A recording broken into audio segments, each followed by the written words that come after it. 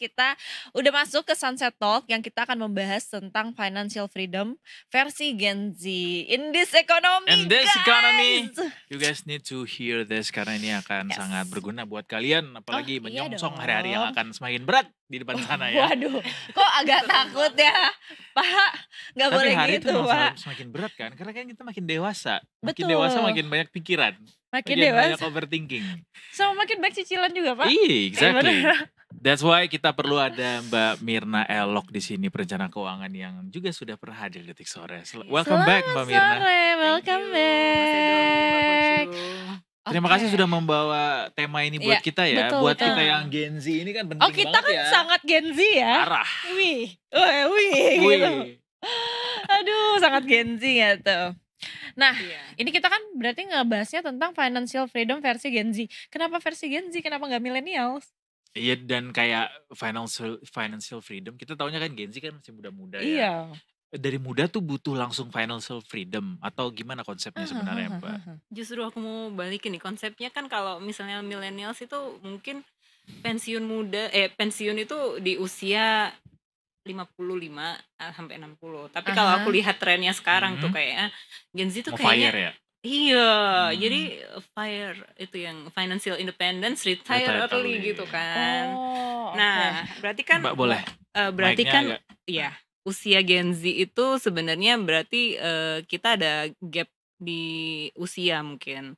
Nah, kalau millennials kebanyakan masih mikirnya oh ya nanti usia pensiun tuh 55, 60 gitu. Tapi kalau Gen Z kayaknya dengan semakin variasi dari pekerjaan itu semakin banyak gitu ya. Jadi kemungkinan dari Gen Z sendiri untuk pengennya mencapai pensiunnya jadi lebih lebih dini. muda lagi gitu Heeh. maksudnya. Karena Oh kan gitu. konsepnya tuh kayak digital nomad ya kan, Iya. bisa working from anywhere, terus dia juga bisa mendapatkan peluang investasi yang gak cuman mungkin dari satu platform aja, tapi ada banyak. Nah, ini aku yang mau angkat karena Oke. mengingat juga sebentar lagi kan kita mau 17-an. Betul. 17-an merdeka ya. Merdeka finansial gitu. Oh gitu. Kemerdekaan finansial. Jadi selain merdeka Yes, secara yes. negara, masyarakat kita ya juga harus merdeka secara kantong ya, Oh finansial iya ya. dong, harus. Nah, tapi sebenarnya apa sih kebiasaannya Gen Z yang kira-kira bisa menghambat nih financial freedom ini? Karena kan banyak, nggak cuma Gen Z lah ini, Iya, millennials aku juga millennials. Gen Tanya Z. ke aku aja, aku kan Iya. Gen Z. Oh iya ya, kelihatan banget dari bentuknya. Makasih ya. Gimana?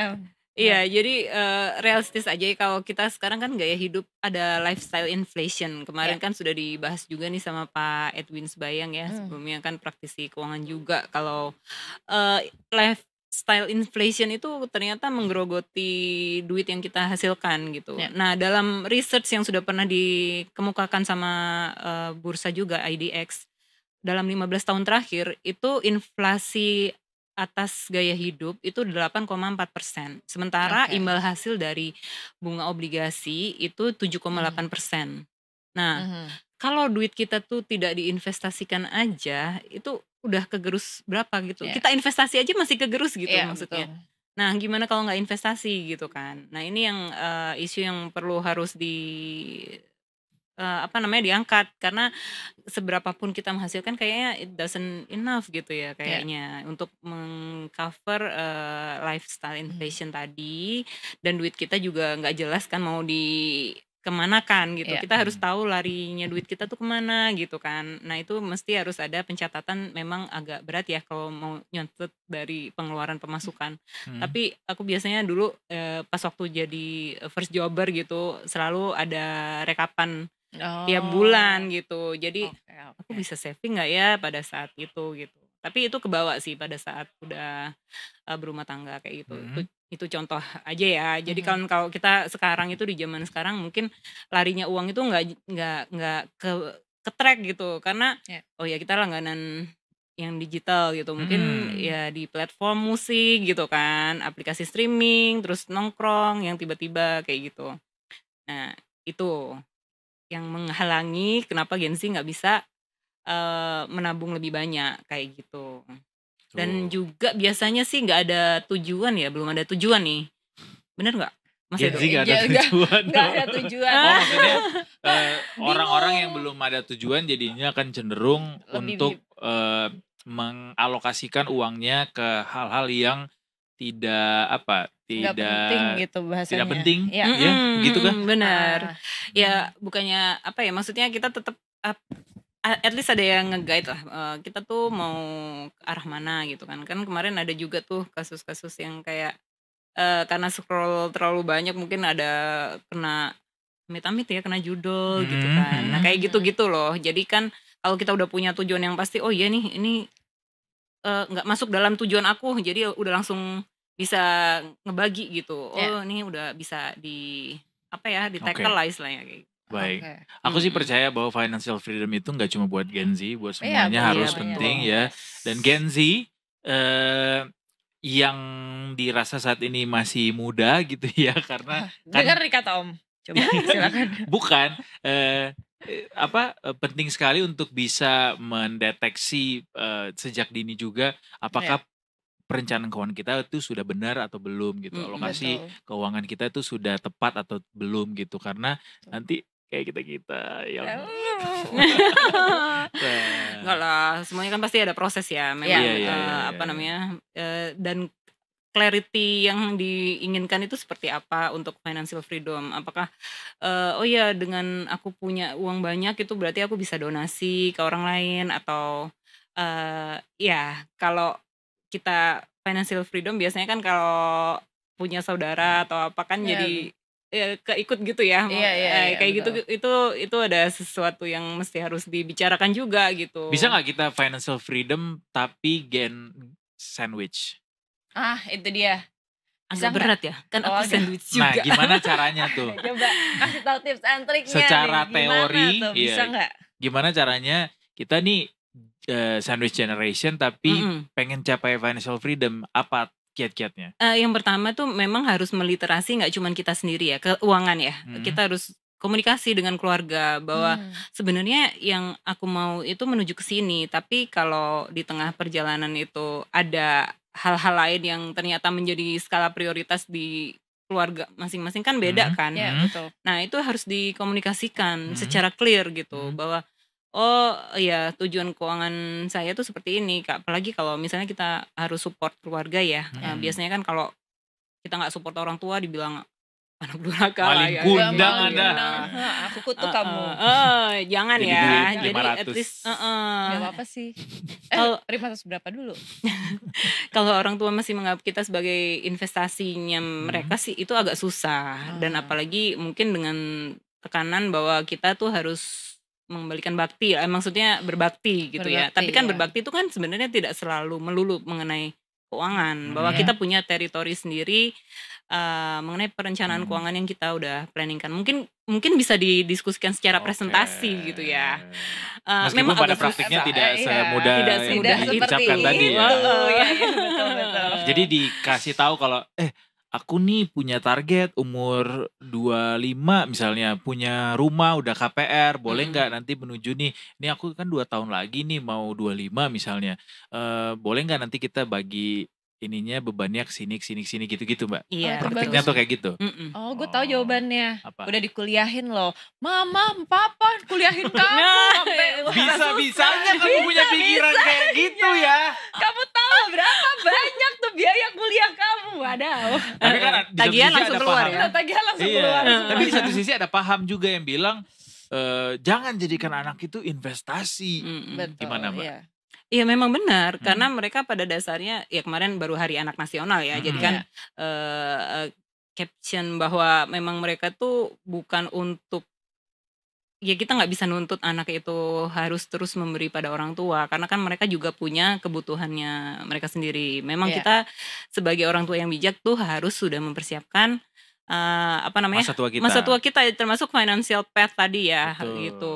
Jadi kalau misalnya mungkin ada kurang ya anak bantu sebisanya dan Iya. semampu mereka, bukan kita Bukan langsung semuanya juga ya. bukan semuanya ya kan gitu. Nah itu memang kembali lagi ya, masalah uang itu hal-hal yang tabu. Tapi kalau misalnya kita mau mencapai financial freedom bareng-bareng, yuk bareng. Semuanya segenap support system itu harus mendukung bahwa kita ingin, paling enggak kalau sudah financial freedom kan lebih leluasa kan, bisa lebih membantu kan. Kalau kalau misalnya di push harus saat itu juga gitu, wah kayaknya agak susah. Di sini aku berpikir bahwa berarti penting nih bahwa literasi keuangan di dalam satu keluarga itu betul, penting untuk itu semuanya penting. punya pemahaman yang sama. Betul, in the same page. Jadi kalau pada saat kita mau meraih sesuatu gitu kan, secara finansial gitu, itu harus dikomunikasikan dengan keluarga terdekat. Memang mungkin ada pro dan kontra ya di sini, karena masalah uang itu kan biasanya masalah Sangat yang personal. tabu, sangat personal gitu. Nggak semua keluarga itu bisa membicarakan keuangan dengan leluasa gitu. Betul. Apalagi ada gap, misalnya ada yang satu bekerja, ada yang satu belum, dan tingkat pendidikannya juga nggak setara, itu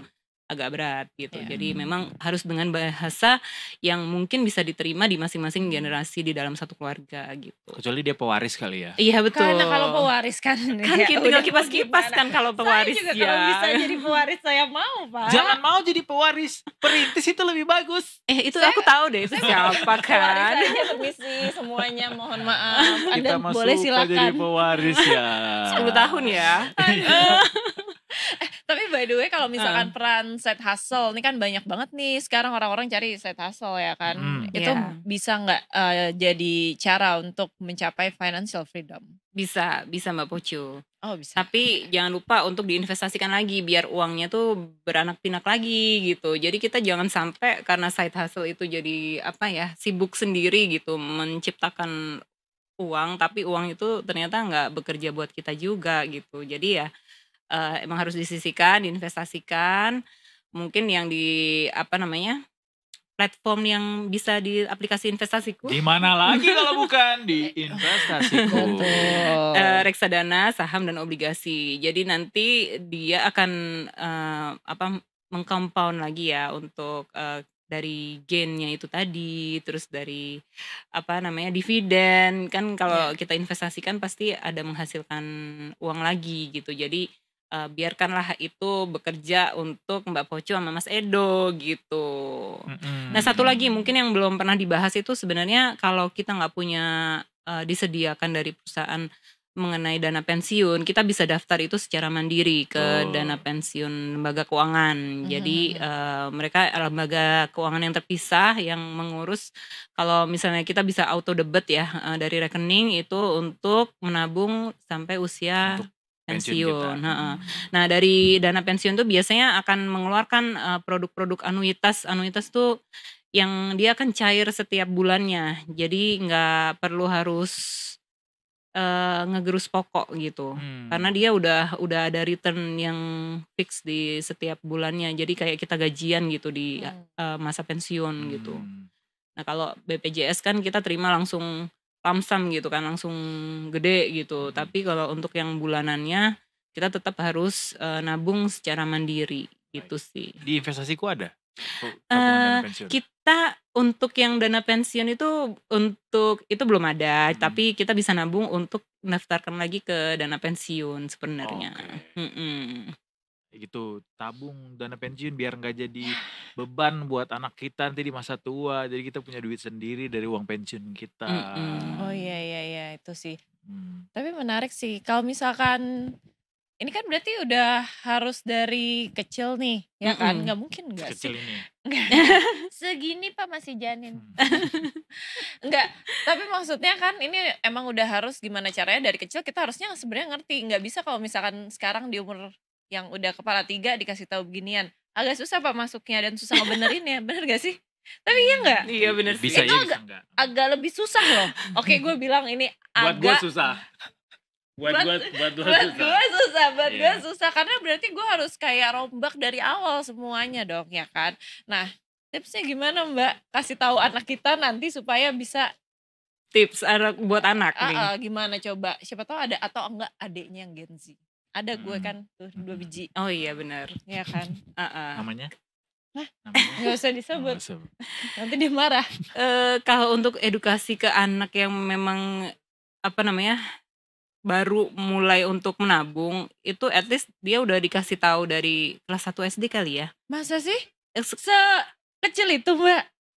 Jadi at least kita kan namanya anak itu sering mencontoh dari orang tua tanpa disadari gitu. Jadi Mm-mm. sebenarnya kita memperlakukan uang seperti sekarang ini tuh ada contoh dari orang tua juga gitu. Nah, kalau kita mulai memberikan ke mereka contoh yang baik kayak misalnya, oh iya nih ada uang kembalian. Nah, itu bisa ditaruh kayak di ya apa sih celengan ayam Celengan. gitu. Ya. Nah, itu udah bisa membuat mereka mengerti konsep nilai uang. Meskipun celengan ayam itu kan nggak membuat uang itu bertambah kan gitu. Nah, Bener. dan lagi ada juga yang tabungan anak-anak.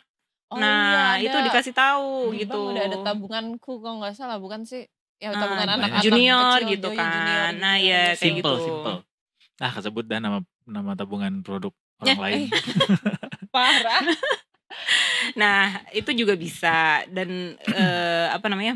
Dan itu tuh kan bebas biaya ya. Memang ada maksimalnya di 20 juta. Jadi kalau misalnya udah mencapai 20 juta tuh mereka nggak bisa lagi nambah duit di situ gitu. At least ya itu berarti harus buka tabungan yang lain kayak gitu Betul. kan.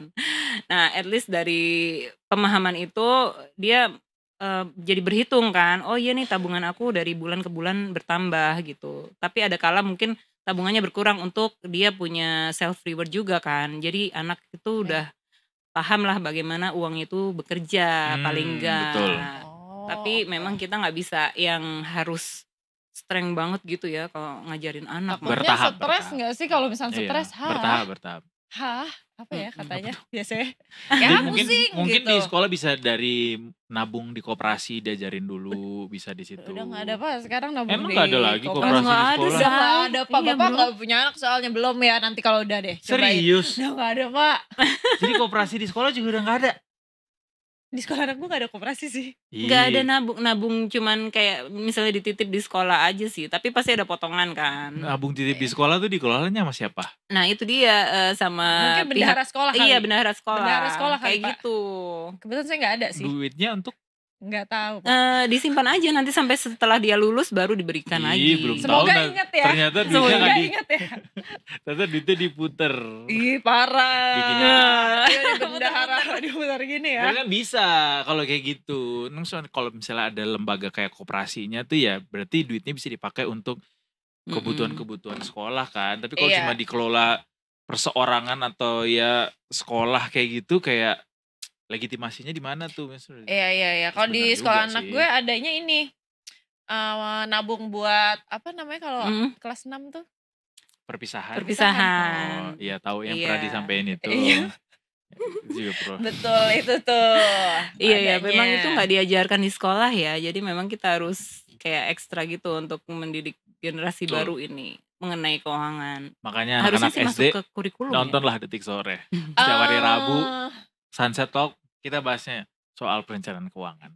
Nanti kita akan bikin segmen buat bawahnya Gen Z apa Gen Alpha ya? Alfa. Gen Alpha.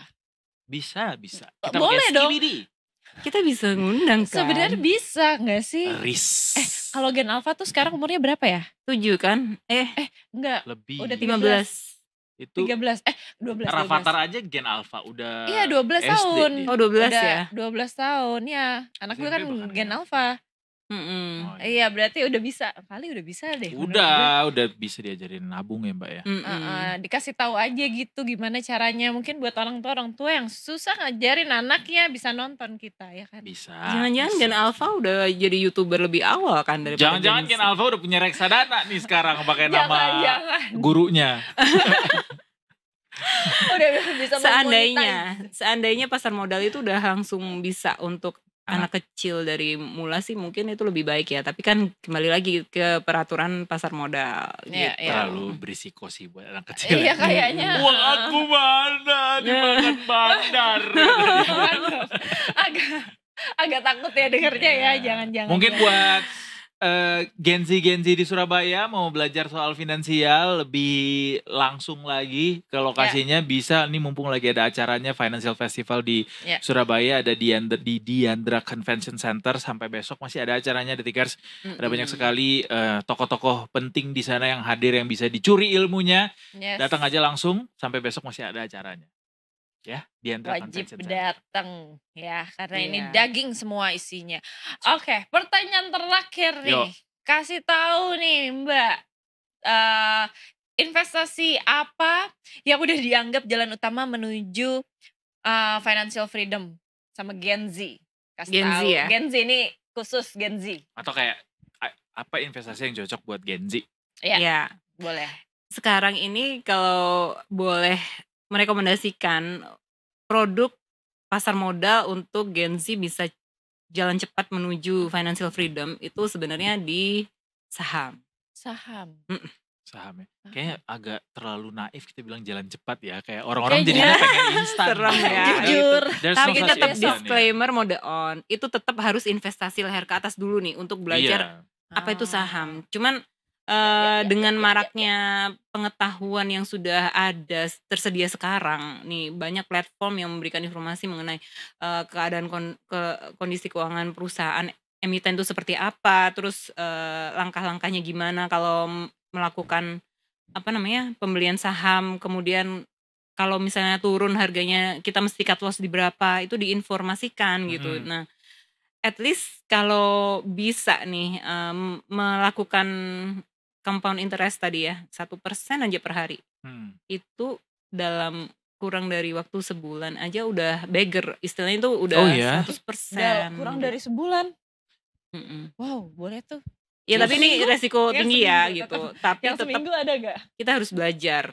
Kita harus belajar bagaimana caranya kita menternakan duit kita lah istilahnya. Dan itu juga tergantung saham yang lo pilih juga ya. Betul. That's why perlu ada knowledge bagaimana lo tahu bahwa saham ini bisa, saham itu enggak gitu-gitu. Betul. Iya. Oke. Market hari ini by the way IHSG udah mulai menuju ke all time high-nya lagi nih kan. Akhir tahun lalu kan bukan akhir tahun lalu, bulan September tahun lalu tuh di 7.900-an. Nah, ini udah 7.500 which is kita mungkin ya kita berharap secara optimis aja ya bahwa perkembangan ekonomi itu di Indonesia baik-baik aja. Jadi kita bisa kendaraan financial freedom juga gitu. Amin. Semoga nggak cuma di atas kertas 5,12%-nya. Amin.